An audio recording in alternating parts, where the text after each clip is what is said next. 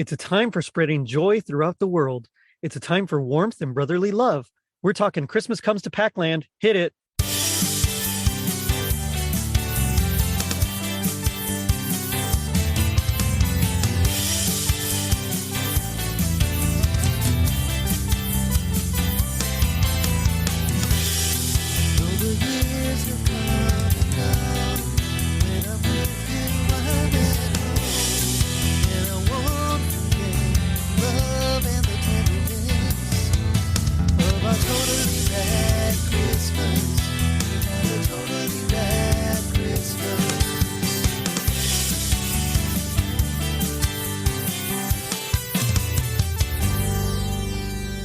It was 1982.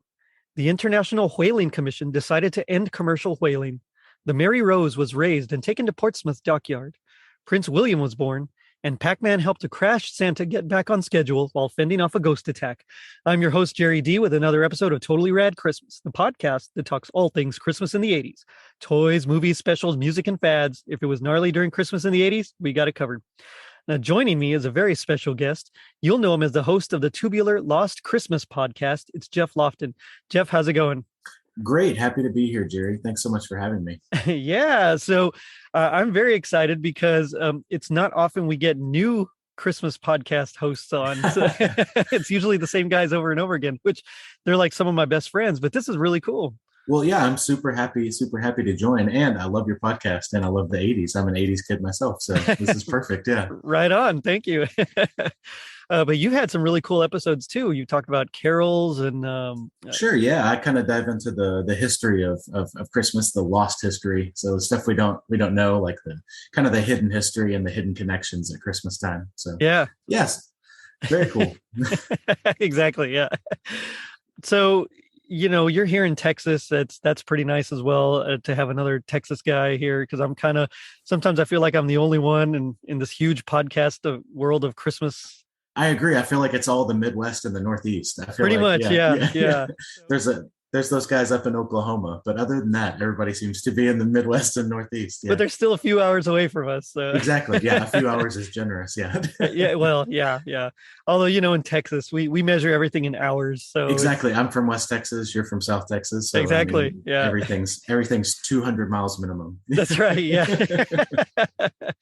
But we're actually here to talk Pac-Man and Christmas Comes to Pac-Land. So like, what's your experience like, you know, what do you remember about Pac-Man?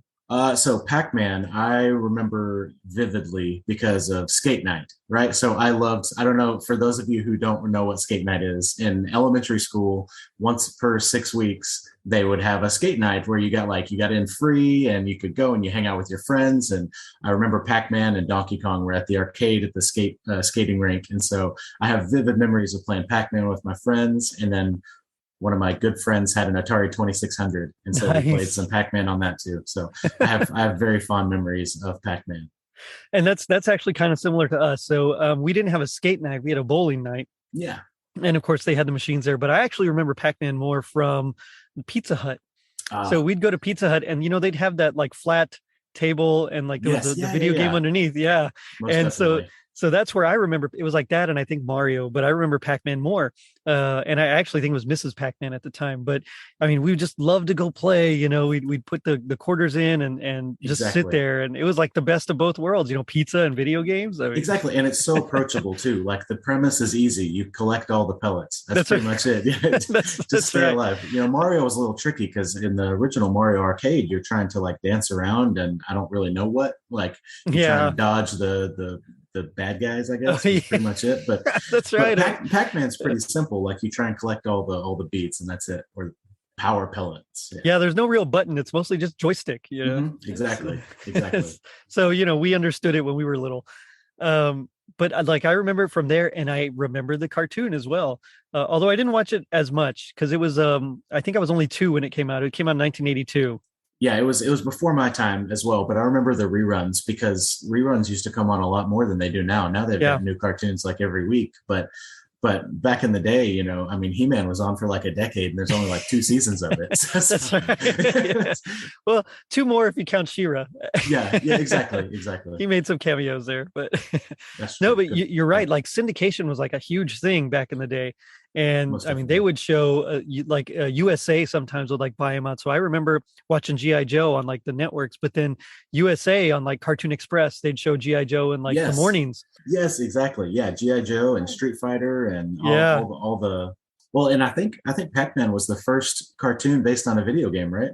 I think you're right. I Yeah. think they have the distinction of kind of starting that trend. Well, So, and I believe it's Hanna-Barbera too. uh-huh. Yeah, exactly. It is. Yeah. So, Frank Welker, of course, is involved. It's like you can't do a Hanna-Barbera cartoon without Frank No, Welker somewhere in there. exactly. Yeah, yeah, yeah. And I mean, and Peter Cullen played the voice of Santa in this special, which I thought was super cool. I thought that was super cool too. I was like, Optimus Prime. Exactly. Yeah, and it's current Optimus Prime too. He's in the live action movies and everything. Yeah. So it's super cool. I thought that was a nice little Easter egg. Well, and I mean, I mean, I hope it doesn't happen for a long time, but like the day that he passes is going to be a super sad day because he still Yes, has it. He sounds exactly the same. Like his Optimus Prime voice is still spot on. exactly. He did He Eeyore is for a Optimus bit. Prime. Yeah. Yeah, yeah, you're right. He is Optimus Prime. Yeah. It doesn't I mean, I can't imagine anyone else in that role. No, me neither. And I think actually a kind of a cool thing is he was the voice of Predator in the Predator movie. I looked it up on his IMDb while I was researching him today, and I thought that was so cool. I don't remember Predator ever saying anything, but maybe he was like the grunts and stuff. I think it was just when he was copying Billy's line. Okay. Yes. Yeah, yeah, When he yeah. was dying and he was just copying. I think that's the only Possibly. time I Yeah. remember him. Maybe right when right when Arnold's about to off him or something. Right, he's about to Yeah. blow himself up. Yeah. Yeah, or something like that. Anyway, so Uh, super cool. Yeah. Super cool. I don't remember watching the cartoon of Pac-Man very much, right. but I mean, I recognized him instantly. I've seen it before, Mhm. especially because I love the old '80s Christmas specials. I feel like they're so well done and so Yeah. awesome. Well, So same here. Well, and there's something about like the color palette, like it's kind of muted. yes, It's like you can always tell when the cartoon was made because yes, everything was a little bit more muted. Like in the 90s, back when everything was like extreme, yeah, you had the you had the real neon. vibrant Yeah, colors. Yeah. yes, exactly. But it seemed, especially in the early 80s, they were still Hmm. kind of, more toned down in their color palette. So, there's like something just real nostalgic and like warm and comforting, at least to me. Yes. Oh, that you just nailed it. You nailed it. That's exactly right. Yeah, Pac-Man was one of those that, especially early video games. So I also had a friend who had an Atari, and I mean the first system we had was a Nintendo. So Hmm. I Same. just I never owned it, but a friend of mine, a real close friend of mine, had it as well. And so I remember like playing Cubert and Pong, and of course, and Joust and Super Breakout. But Pac-Man was always really fun. That one Yeah. and Dig Dug. I really like that one too. Oh man, Dig Dug. I don't know for whatever maybe I was just too young, but I was terrible at Dig Dug. I could never get it. I was pretty terrible at Dig Dug too. Yeah, So, but I have such fond memories for an Atari, and I'm a collector of video game consoles and stuff. So nice. I love I just love the controller for the Atari, the joystick, Yeah. and anyway, I miss that. I miss that kind of What's your favorite controllers. console? Oh, Super Nintendo, hands Okay. down. Yeah, I have my NES, and that's the most nostalgic one. Yeah. Um, but probably or my Game Boy, either Super Nintendo or Game Boy. Those would be my two Nice. tops for sure. What about you? What's your favorite?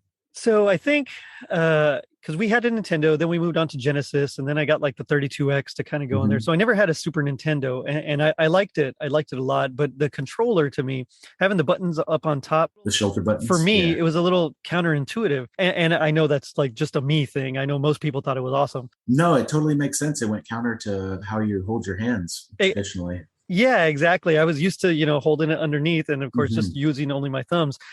So I developed a technique later on where I kind of just used my fingers up on top like this so I could hit Interesting. whatever I needed. It was odd. It was a weird way to play, but it like worked. So I could like dominate at Mortal Kombat. Like I was super awesome at Oh, Mortal Kombat, but oh man, Mortal Kombat on the Genesis though was the best in my opinion. That was I remember the blood love and it. Yeah. the Super Nintendo didn't have it, which was kind of a bummer, but Yes. Yeah. It was like green or something. They changed it because it was Nintendo, the typical Nintendo stuff, that's which right. is Yeah. great. Yeah. And Oh they yeah. lost like a ton of money to Oh Sega yeah. during that. But yeah, I remember playing Pac-Man, and I remember just with the same thing, the joystick just going back and forth, and it was just awesome.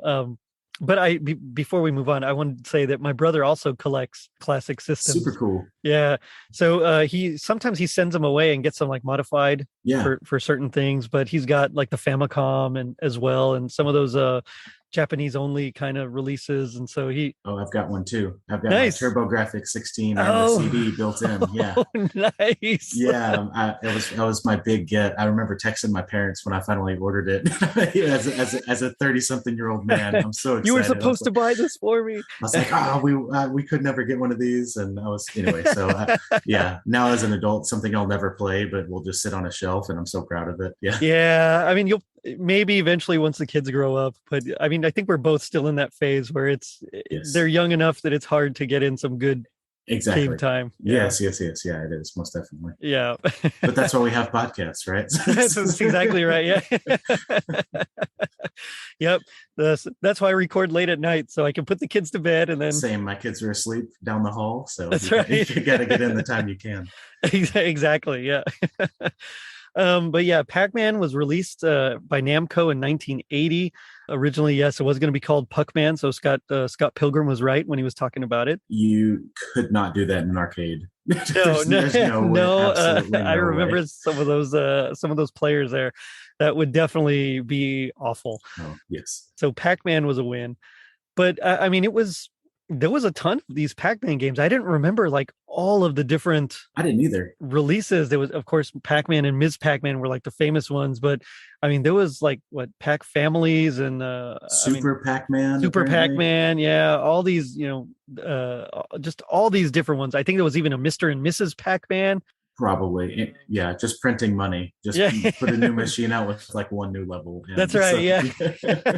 And we ate it up. We didn't know any better. Yeah. See, now they just do that with DLC in video games, but before they would release an entirely new machine. So yeah, which I mean, it's still funny to think about, and like you watch movies like Tron, where there's like an arcade is like the big draw. Yes. Or Joysticks. I don't know if you remember that movie Joysticks. Going way back. Yeah, same thing. It was just people would go to the arcade and play. Yes. And nowadays you kind of laugh at that because there's like Dave and Buster's or a few places here and there, but it's just not the same. Yeah. No, there was like a whole vibe to it. Yes, ours was in the mall where I'm from. Ours was in the mall. So was ours. And so I would, anytime my mom would go to the mall, she'd want to go to, the department store and get some clothes. And I'm like, oh, Mom, can I please have $1 to go to the arcade and sneak off?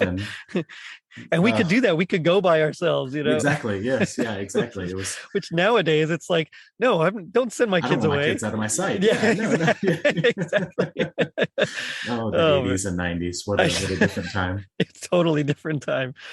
But so, it was such a hot property that, of course, they jumped on the let's make a cartoon out of it bandwagon. Yes. And so that premiered. It was just one season, which was actually, was 2 seasons. But it was actually pretty common for there to be like 1 to 3 seasons only of a cartoon in those times. Well, they could syndicate it like we talked about, right? They could just send it and have it loop forever. Yes, exactly. And so the cool thing was Hanna-Barbera kind of had like a deal with a lot of the networks. So they could actually create their own content. Of course, they'd keep it like rated a certain way, but there would be a lot of studio interference and kind of decisions, and so it was a very synergistic, I suppose, process. Interesting. And so when some of these others, and that's why Pac-Man is kind of the way it is, but like when some of these others like G.I. Joe and Transformers came out, it was like a whole new model where they would try to actually sell it to like local stations in syndication first. So they had a little more leeway and could get away with some of the stuff that was a little edgier and a little more violence than normal.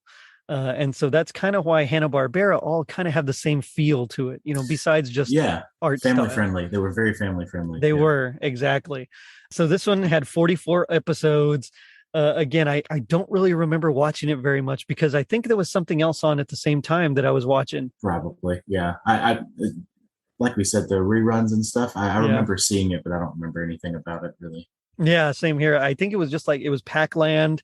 There were ghosts, I feel like there was a Halloween special that I watched at some point. I think you're right. But that's all I can really remember, which makes sense with the ghosts, right? The ghosts, it makes Halloween seems to really, really be synchronous with this. One thing I totally didn't remember was how much they used the word chomp.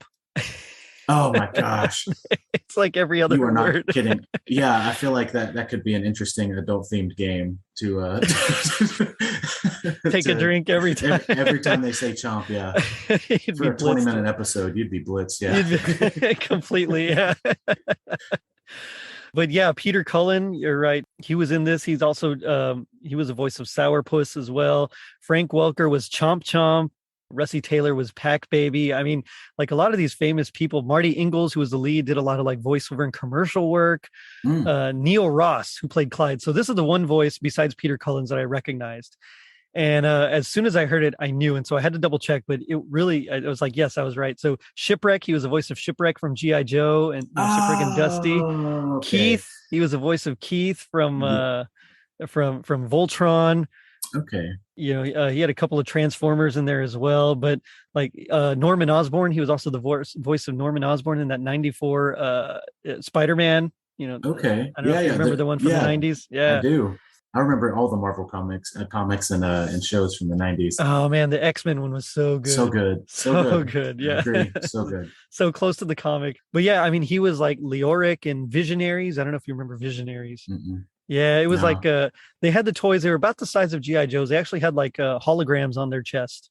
Okay. And you know, they were like in the cartoon, they would turn into the animal or whatever. It was like, you know, that was a big bit. Is like, ooh, holograms, you know.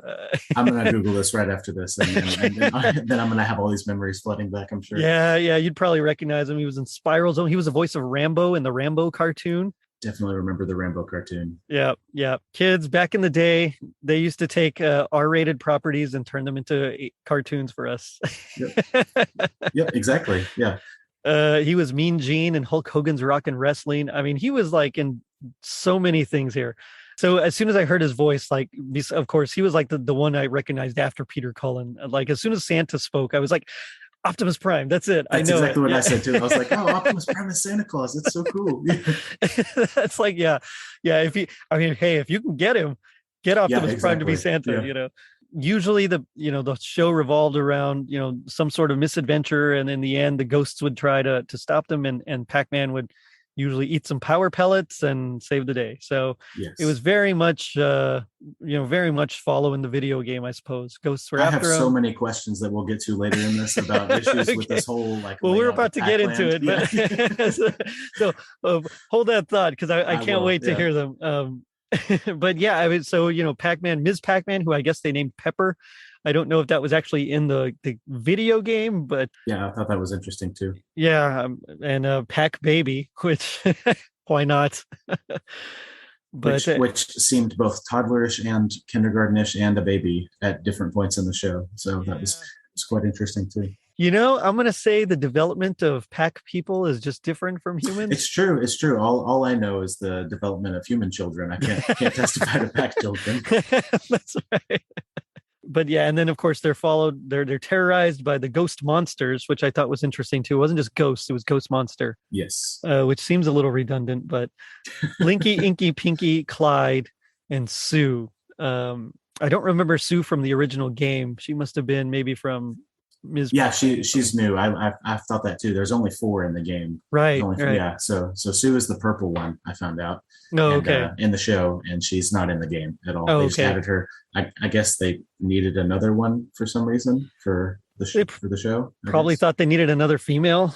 Yeah, I guess that tracks because it's just Pinky. So yeah, there you go. And they needed another hat. For those of you that haven't seen it, they're all wearing different hats. All the ghosts. For some reason, ghosts are wearing hats.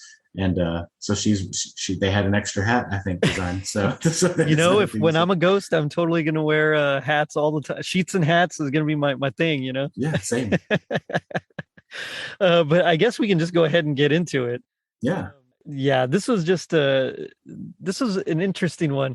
So if we want to nutshell it, because I like to nutshell before we get into Please do. Yeah. So Santa crash lands in Pac-Land, and Pac-Man has to help him get back on track while avoiding the ghosts. That's pretty much it in a nutshell, I think. Yeah, that's the elevator pitch. That's right. Yeah. All right. Picture it. Yeah. I just now that you said that, I see like the exec with like the cigar Yes. sitting behind the desk. Oh, that's great, kid. That's great. Yeah, storyboard it. Bring it here Monday. That's right.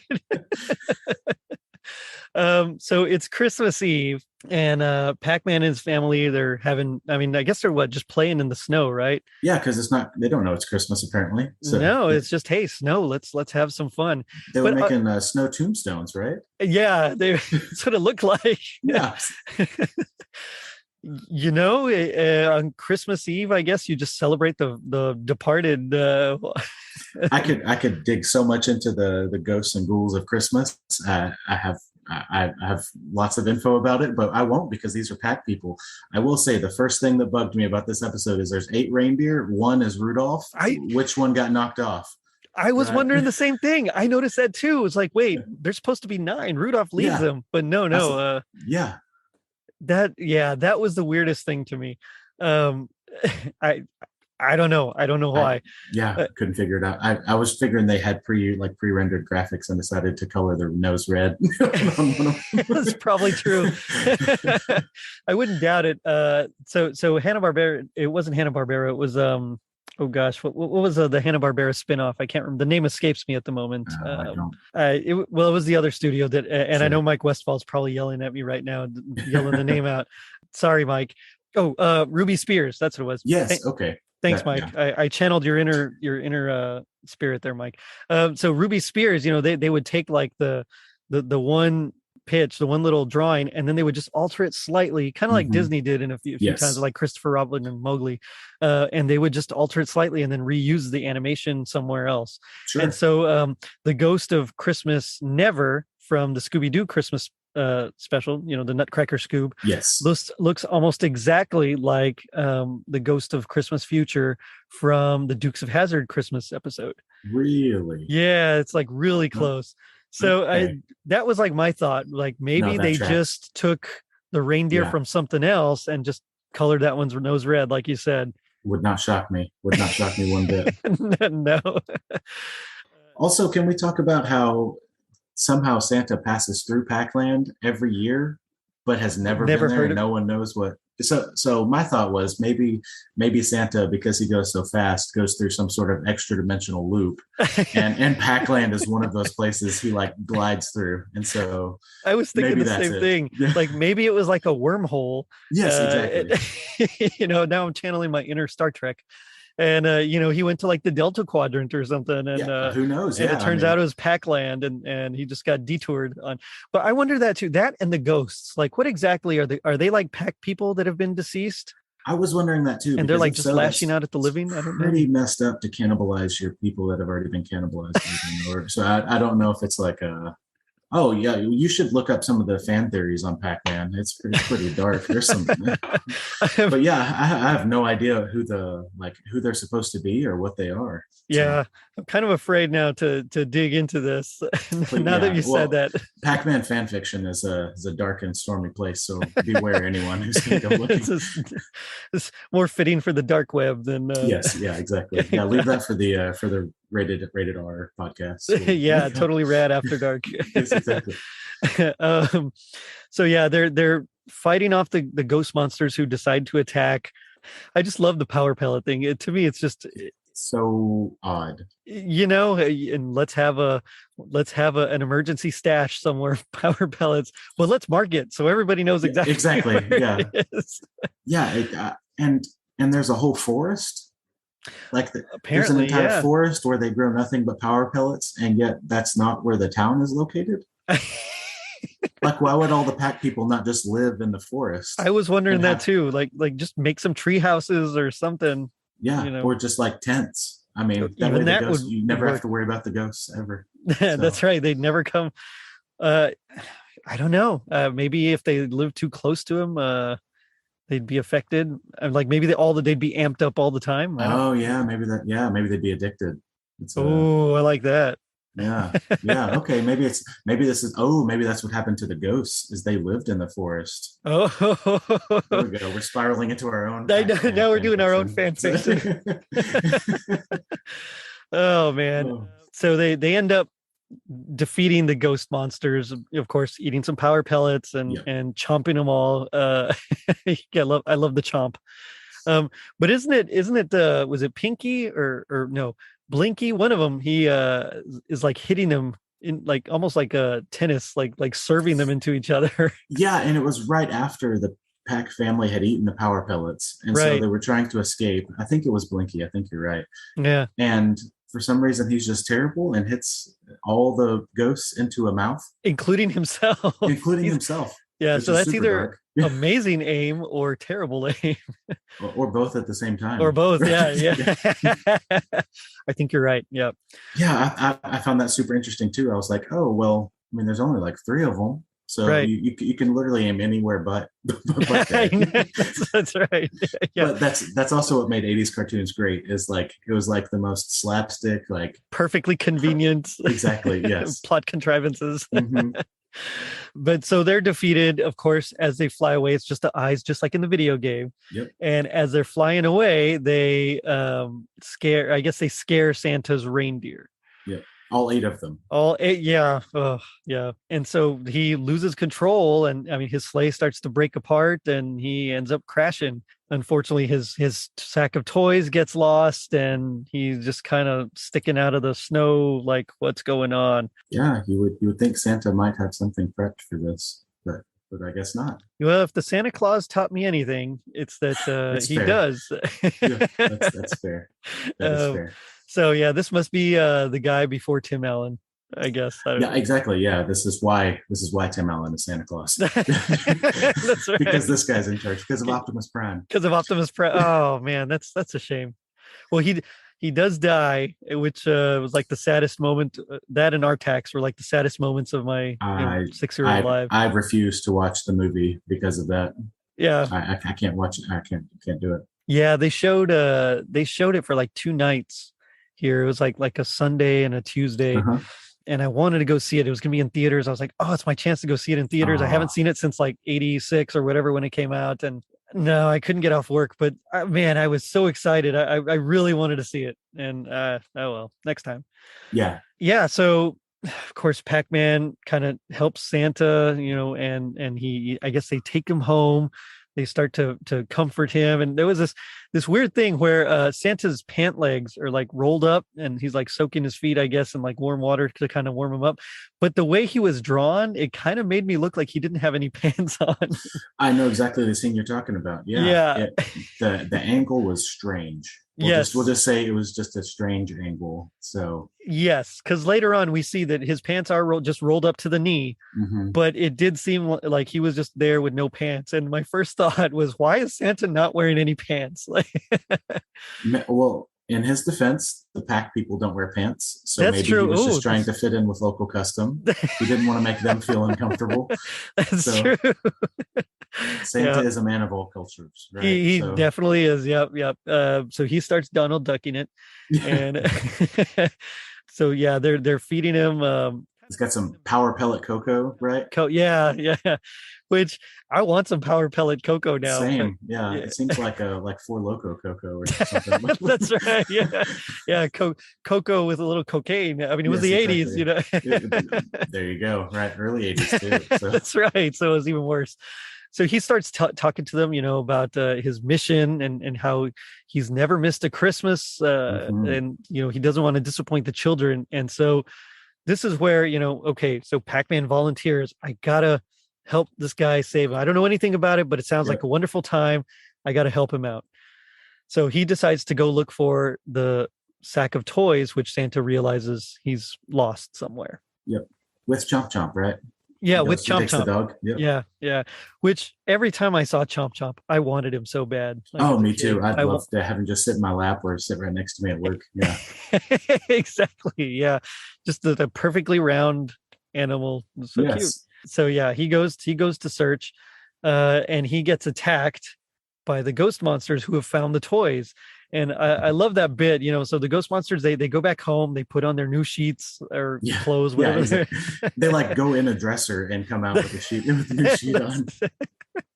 Yeah, I wish it were that easy to get dressed in the morning. Right? But yeah, so of course, there's a funny bit that they have as well, where it's like, oh, when I catch him, we're gonna catch him in this net, and so he nets Clyde, and then we'll pour chocolate sauce on him, and so then they dump it on him, and of course, and then we'll chomp him, and they'll like just kind of devour Yeah. Clyde, which, oh, poor Clyde. Yeah. Clyde, I feel like his name doesn't match the other originals. No, it really right? doesn't. So there's Inky, Pinky, and Blinky, Right. and Clyde. Yeah. So Clyde already seems like an afterthought. Yeah. And then Sue comes along for the show, and he still gets picked on. So I know. And he's kind of like their leader too, which is Yeah. the funniest thing. Yeah, it is. it's like Mo, I guess, from the Three Stooges. Exactly. Poor Clyde. But so of course, they decide they're going to go after Pac-Man again because that's what they do. And while they're there, they discover the toys. So they start playing with like the toy trains and the dolls and everything. And they're just having a good time. And Pac-Man's searching and searching, and it's getting worse outside, and he can't find them. And then he hears them actually playing with their toys. So he goes to check on them. Unfortunately, even though they end up saving the toys, the ghosts do end up chomping Pac-Man, which They do. I'm not exactly sure what it does besides like just kind of wear him out a little bit. Yeah, I was confused by this too. So in the game, obviously it's a game over. So Right. I was curious to see how it worked in the show. And like you said, it's like kind of like they pushed him down.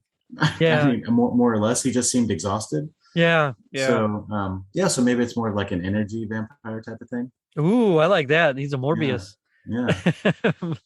Not only so they're ghost monsters, but they're part okay, I dig it. Yeah, they're part Morbius as well.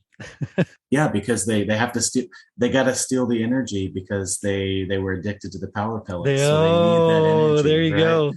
We're coming up with a whole like atmosphere around Pac-Land that didn't exist before. I don't know, but now I kind of really want to see this Halloween special. Yeah, exactly. I will probably watch it on YouTube whenever we're done. I know. Yeah, same here. Same here. Well, no, I can't. I have to finish editing my episode that's releasing on Thursday. Bummer. Well, but responsibility and all, right? but I'll watch it this weekend for sure. Okay, there you go. So yeah, they're attacked by the ghosts.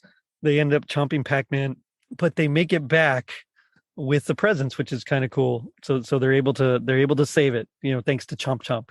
Good boy. They return to the gifts. The sleigh's been fixed. The mayor and or not the mayor, the chief of police or something. Yeah. Officer Opac. That's what it is. Mhm. Officer Opac. Opac. I mean, that's the Irish policeman stereotype, I guess. Right. Well, and then like the mechanic was there or something. Yes. Also with like a 5,000 chomp warranty for the sleigh, which is like, wait, does your sleigh chomp too? I don't. I guess everything is chomp, right? So I guess so. Currency, food, actions. Just use chomp. I don't know. It's kind of like Smurf, I guess. Yes. When in doubt, use the word Smurf. I guess for Pac-Land, it's the word chomp. That's fair. Maybe they're like adjacent countries in the same like continent. I hope so. I really hope so. That actually makes my day. Yeah. I like this. Heard it here first, folks. We're going to write a Smurf and Pac-Land fan fiction. And Morbius. Well, you got to throw Morbius in there. Yeah. Might as well. Although I guess if he exists, Spider-Man exists, so we'll toss them all in too. Sure, yeah. Let's just make it a whole mishmash. That's Hanna-Barbera Disney mashup like nobody ever wanted. I think I did this when I was a kid with all my toys. Who didn't? Yeah. Because you didn't. I don't know about you. I didn't ever have a complete set of any toy. No, so it was like never. GI Joes, Ninja Turtles, any Marvel superheroes I had, my sister's Barbies, and they would be some sort of massive battle or some sort of awkward social situation. That's right.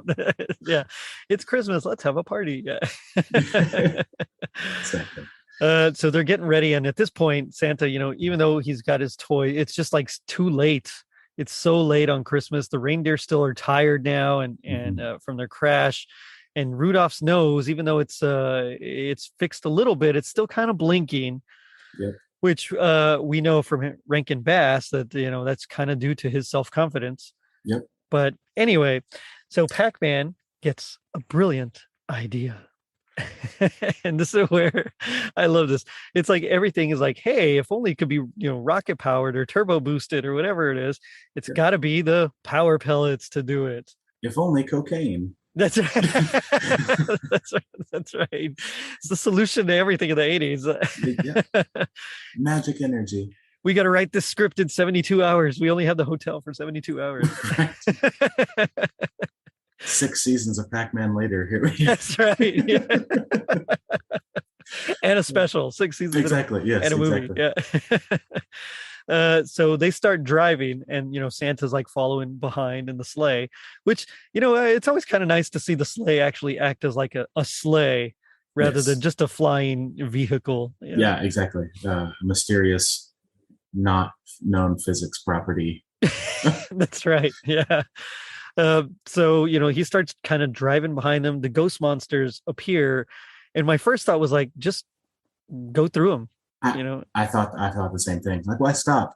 Yeah. You eat these people, so I mean, why are you stopping to not hit them with your car? Exactly. Yeah, but no, they're, I guess, surrounded or quote unquote. Maybe it's the Christmas spirit, right? He's feeling it from being near Santa. I think you're right, because he does say, I've got to get them to listen to reason. I'm going to try to reason with these folks. Yeah. So he goes out and he tells them about Christmas and, what it means. And of course, Clyde's having none of it. Yeah. Understandably, mind you. Yeah. I mean, he's Clyde. He's a ghost, But as soon as he says that, we got to get all these presents delivered to these children, they deserve these presents here. They've been good all year. You can see the other ghosts kind of break down. Yeah.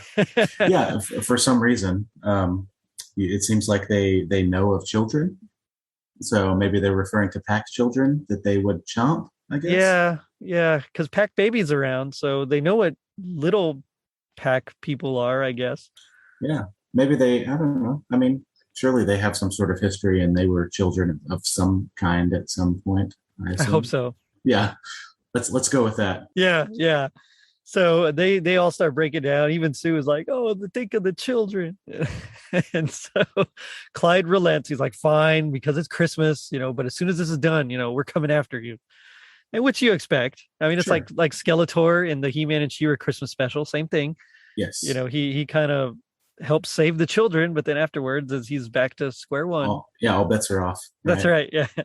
You get one. You get one time. That's it. Yeah. Yeah. And this was theirs. Yep. So they go all the way to that forest we talk about with just laden with power pellets, and they give them to the reindeer, who take off like a flash. They perk right up. They sure do. And Rudolph's nose is perfectly maybe it's lit. more like an ephedrine thing, because it was maybe. the 80s, right? I mean, that's right. Yeah, that's right. So, speed. Yeah. Yeah.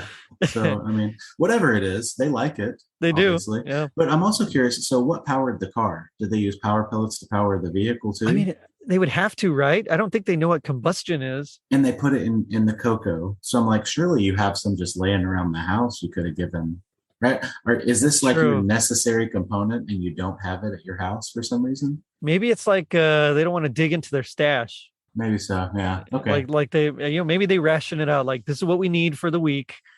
We'll have some spares in case ghosts attack. And yeah, no, that tracks. Maybe like the society has rationed it. Like each family gets like their proportion. Just maybe, I don't know. Yeah. Who knows? Santa takes off. Thank goodness, because they get to the power pellet forest, and so Pac-Man and his friends go back home. And while they're there, they walk in and they see what actually looks like a really beautiful Christmas tree. It looked fantastic. I guess Santa had time to make that, although he didn't have 1 minute to spare, but he had time to stop and leave a whole bunch of stuff. So I guess that perplexes me a little bit. He can travel interdimensionally, but if he didn't leave by 11:59 p.m., suddenly he couldn't make it. But what time zone? Because that's the real answer we need. What time zone can he not leave after midnight? Because that's the real key. And if it is in a whole nother, a parallel universe or whatever, because of the wormhole, like, does time actually work the same way? Great question. Yeah. So Like maybe they were rushing for nothing. Maybe he really didn't need to go on. Yeah, so I don't know if you watch the Orville or have seen the Orville, but I there's an love the episode where Orville. like, Yes. okay, so there's a planet that only appears like every like 100 years or something. So Yes. maybe that's what it is. Like he knows he's got to get off before midnight, or that maybe that's Could what be. it is. He knows that it's going to disappear and not be, he can't get out. I love this theory Yeah. of Pac-Man. Yeah. So okay. So Pac-Land is like one of those planets that just it appears and then it kind of disappears back into the ether or whatever. It's its own interdimensional kind of thing. Exactly. Yeah. I love that theory. So he's got to get out of there. But yeah, they see the beautiful presents and the tree. I'm gonna say Christmas magic was at work there. Like maybe Obviously. Yes. how did he not have Christmas magic enough to fix his sleigh? Is it maybe it's just to help other people? Ooh, I like that. Yeah, he can't use it on himself. Yeah. Yeah, I like that. No, that makes sense. It's all about giving anyway, right? Yeah, exactly. Yeah. If you're taking the magic for yourself, you don't have any to give. So Yeah. Ooh, that's deep. Jerry coming up with big ideas. I like it. No, you're the one that said the planet only appears every 100 years. But the ghosts decide they're going to double cross them, and hey, who cares if it's Christmas? We're ghosts, we're the villains anyway. Sure. So they go to sneak in and they're going to chomp them. I'm going to use the word chomp, and that's when Pac-Man is handing out presents, and he hands them out to Inky, Blinky, Pinky, Sue, and Clyde, and their hearts are melted for just a brief moment. It's true. It's true. It's a Christmas miracle. It really is. Yeah, this was an interesting special. I know a lot of people rank it as like one of the worst. Oh, I don't there's see it. far worse. I actually yeah, I know. I'm covering a few coming up, so I watch many. So, I'm sure you have. Yeah. Yeah. No, I actually quite enjoyed this, and I don't know if it was just the nostalgia of playing Pac-Man and seeing the show on every once in a while, or the colors, or just the animation style. I don't know, but I found this quite entertaining. I agree. I think the total package, like you said, was more than just the story itself. Because if you're watching any cartoon, it's going to have plot holes and flaws aplenty. Right. Especially back then. Yeah. Exactly. But the art style and the fact that it was like the first video game TV show, I don't know. I'm like you. I really enjoyed it. I would watch it again. I'll watch it again next year now because I know that it exists again. So. Yeah, I'm probably going to show my kids in December as well. I think they dig it. Yeah. Yeah. I agree. Yeah, I think it was good. There was a Halloween special. Okay. Yep. And it was it was actually in two segments, Pacula. Ooh. I know. Morbius. Morbius, right? Yeah. So there's our maybe we're Morbius onto connection. something. And the other one is Trick or Chomp. Obviously. Makes sense. Yeah. It was chomp puns. Those, yeah, of course, yeah. And those aired October 30th, 1982. They have been replayed on Cartoon Network and Boomerang as well during Halloween. So I missed it this year, but I'm sure, like you said, we probably can find it somewhere. I would bet that this is floating out there somewhere. Well, the special itself, Christmas Comes to Pac-Land, you can find on archive.org. You can find the whole thing as well. Okay. So I don't have a subscription to Boomerang, although I've been thinking about it. I have to just for Christmas, honestly, just because I love all the Hanna-Barbera specials that can be on there. Nice. So, yeah, that's a good idea. Yeah, so I might end up getting one. Just same thing, same reason, and then I'll probably cancel it and then go back. I would do a month. Yeah, like 1 month. Yeah. Yeah. Yeah. So that's out there as well on archive.org if you wanna read that. But I mean, this was just one of those that I liked it. I got all the Christmas feels as well. I mean, it's Santa's heavily involved. Pac-Man in the scarf and hat and is kind of funny. Yeah, I really like that Christmas tree at the end. Yeah. I thought it had plenty going for it. And if you have any sort of nostalgia for Pac-Man, you owe it to yourself to watch this. Definitely, you really do. Yeah. Did you ever read Ready Player One? Oh, yes. Okay, so you know how he gets that extra life. I know they changed it in the movie. We don't talk about the movie. I can tolerate the movie. It's okay. If I turn my brain off, I can enjoy the movie for if I think of it as a separate entity, I'm sure it's great. Yeah, and I have to do that a lot with several things where I just think about it as like a multiverse, and this is just a different universe. that it exists in just a whole nother universe there. Yep, But in the exactly. book, in Ready Player One, he gets like a perfect score on Pac-Man. And that's how he earns like an extra life, which ends up coming in handy. And spoiler Yes. alert, he saves the day later on. I don't think it's a spoiler after the book's been out for what, 35, 40 years, 50 Yeah, years. I don't you even never remember know. when it came out. Yeah. Somebody, so make sure and message Jerry if you're upset by that spoiler. That's right. We'll put it attention, Jeff. But like and subscribe. Yes, that's right. Whatever gets you, Yes, exactly. whatever gets more likes here. Yeah. So I mean, I thought that was kind of cool. I mean, I loved Ready Player One. I haven't read Ready Player Two yet, so I'm excited to do that. I just haven't had time. I probably won't until our break in April. Okay. Yeah, that makes sense. Yeah, we go all the way. So we'll get like Thanksgiving off and then 3 days off for like the 23rd, 24th, and 25th of December. We'll get New Year's off, and then after that we go until we take our break, and then we open up again around July like 4th. So we're closed for like Okay. 3 months. And yes, I work at a Christmas store for all y'all that don't remember out there. But No, he's being modest. He works at the Christmas store. it is pretty awesome. It is. Well, you've been incredible. there, I think. I've been there many times. Yes, Yeah. So maybe I'll see you this season. it's There's possible. one of our listeners, and actually he's been a guest on my show a couple of times. He comes every once in a while to visit, and so it's always fun, kind of chat for a little bit. Unless we're like crazy packed, and then it's like, hey, how's it going? I gotta go. I gotta help someone. But Now that I know somebody on the inside, I'll be sure and swing by more. that's right. Yeah. But it does make me wonder, like, what would you say would be your happiest memory or moment of Pac-Man or the special in general? Ooh, so two answers, right? Okay. So Pac-Man specifically was one skate night. My older cousin Josh, he's like a decade older. He's like 10 years older. He was there with his girlfriend, I believe, and we played video games together in the arcade at skate night. Nice. And so that's obviously Pac-Man memory. From the special, anytime there's an 80s special, I love the convenient resolution. Right. So for whatever reason, it would make me mad in a modern show, but in a nostalgic show, I just love it. I love it. I can't get enough of it. So that would be my happiest Christmas. It's just memory. a little blurry, a little fuzzy. Yeah. Exactly. No, and the funny thing is, that when it was probably filmed, I mean, it was, when they were creating all this, it was probably pretty clear, but just a lot of these, I'm sure, transfers from, they don't have the originals, they can't remaster it. So, there is that charm to it. So I totally get that. Yeah. I love it. But again, don't do it now. No, for don't sure. do that now. Yeah. No, definitely don't. Unless you're trying to emulate like it's a specifically 80s style show, and then I'll take it. Sure, if it's done really poorly well. Yes. Like there's like a bad good quality to 80s stuff that there really is. Yeah, that is hard to replicate. Frankly, there've been people who have tried to do stuff, and it's hard. It's tough. Are you a Stranger Things fan?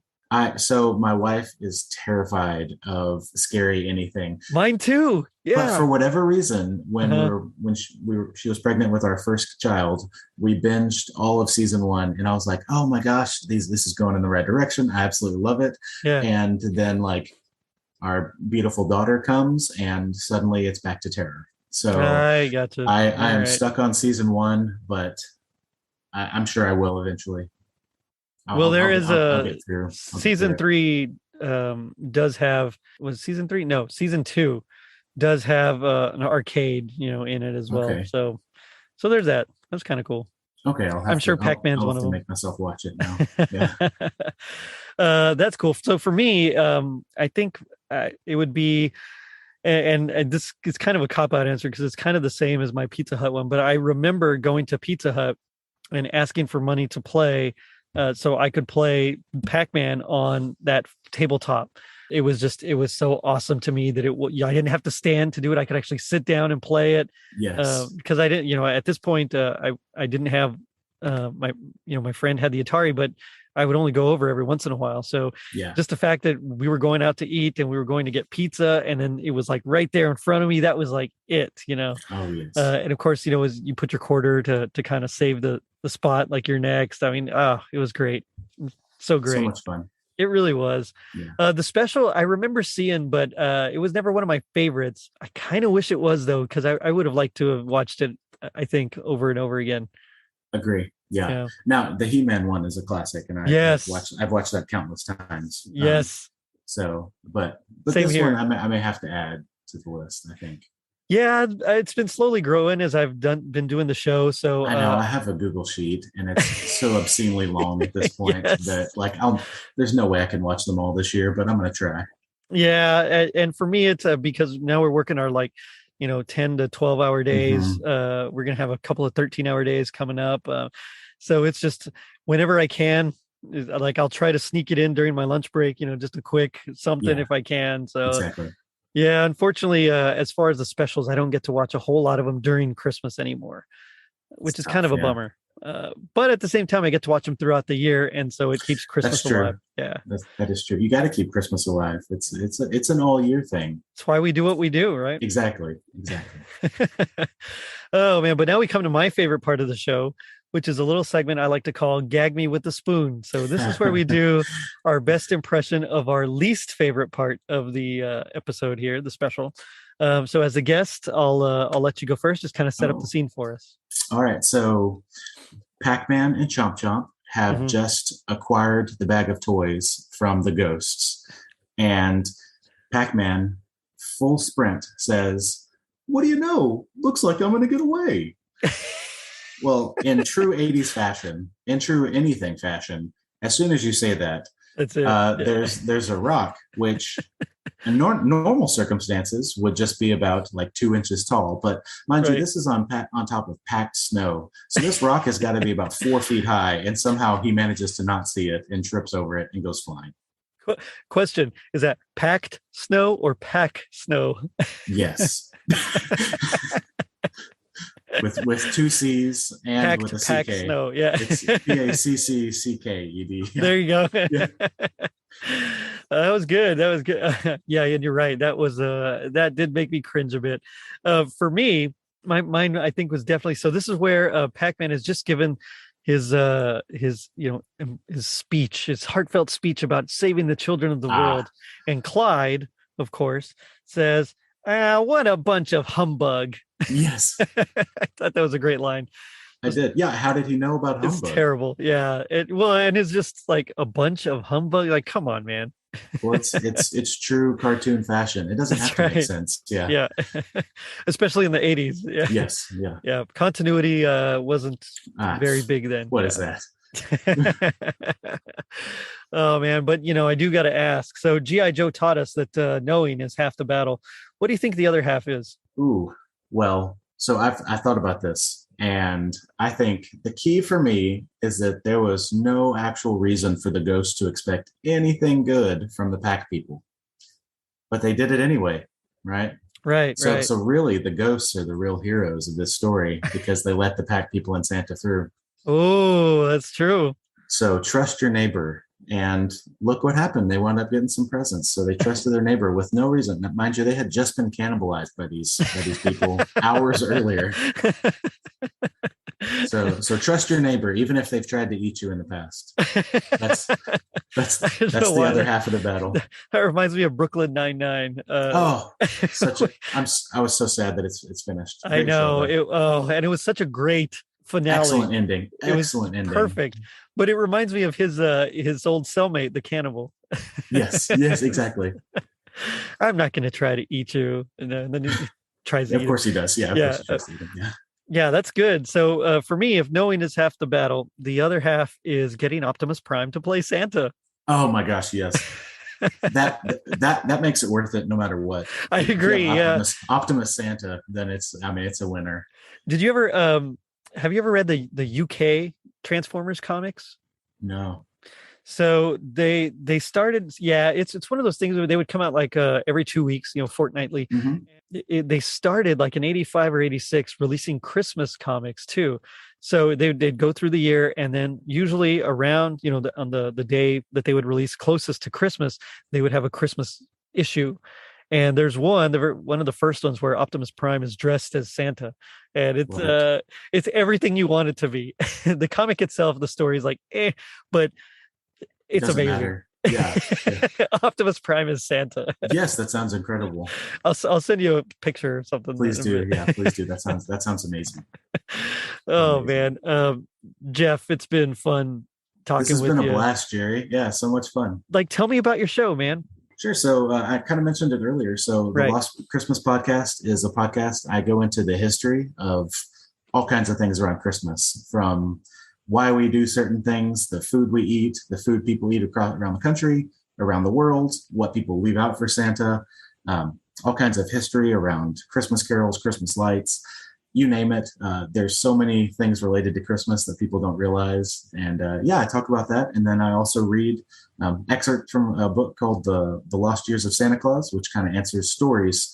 You may have some questions about, well, how does Santa do X, Y, Z? Why does Santa do this and that? Well, listen up and maybe you'll find out. Right on. And where can they find you? So I'm on pretty much every major podcast network, on Spotify, Apple, Amazon. You can tell your smart device to play the Lost Christmas podcast, and it'll pop on. You can also find. I just moved my website from Buzzsprout to Anchor, so I don't know the URL off the top of my head anymore. Gotcha. But yeah, so you can search for us, and we should come up on your favorite search engine, whatever that is. And and Jerry, thank you so much. This was such a wonderful experience. This was so great. It's definitely fun. I love talking to people. It's great meeting new people as well. So thank you. Real quickly, social media anywhere?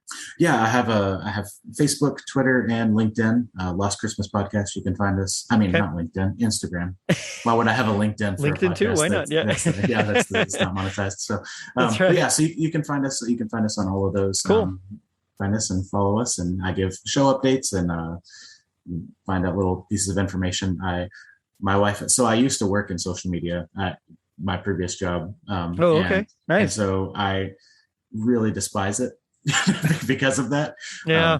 But it's a necessary. But it's useful. Thing. Yeah, it is. It's so useful for the podcast, and so I've started to post more regularly, and I have an Instagram, and I have like 25 pictures ready to upload. I just haven't done it yet. So yeah, I hear you. So, but it's going to happen this in the coming weeks. So cool. Right on. We'll definitely check them out. It's a fun show. It's interesting and entertaining, and you learn some cool stuff. So make sure you follow the Lost Christmas podcast. You're too kind. Thanks again, Jeff. This was so much fun. Yeah, thank you. And on that note, I'm going to end it by saying, ho, ho, ho. Merry Christmas to all, and to all a good chomp. And check us out on our social media pages, Facebook, Twitter, and Instagram. And if you're feeling like the ghosts getting presents from Santa, leave us a review on iTunes. Not only does it help us reach more people, but you also get a free sticker. Now, don't forget to check out our merch shop on tpublic.com and our brand new website, courtesy of Tis the Podcast Elf, Tom Crow. Later, dudes. If you've ever wondered about the history of Santa Claus, the traditions behind a Christmas tree, or what people leave out for Santa in Eastern Europe, then you're probably a lot like me. My name's Jeff, and I absolutely love Christmas. Join me on the Lost Christmas podcast and learn about the people, traditions, mysteries, food, celebrations, and all manner of history around the holiday season we all love. At the end of each episode, I also read a little bit from The Lost Years of Santa Claus, a book which fills in the gaps that we have in the story of our beloved gift giver.